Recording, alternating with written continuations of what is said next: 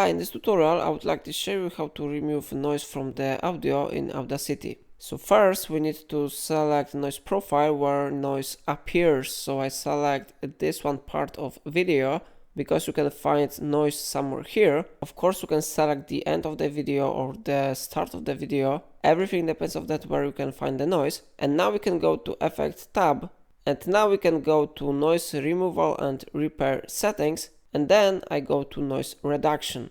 I click on it, and here I recommend you to click on Get Noise Profile. And now I recommend you to click Ctrl A to select all audio. And now we need to go to Effect tab again. Then we need to go to Noise Removal and Repair. And we need to open here Noise Reduction again.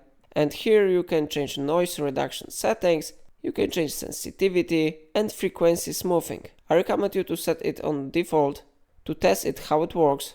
Of course later you can modify these values if you want, but now I will not change it. So now I click OK button, and after that noise will be successfully reduced from your audio. So it's all for today. If I helped you, remember to like this tutorial and subscribe my channel. Please let me know in comment if it solved your problem.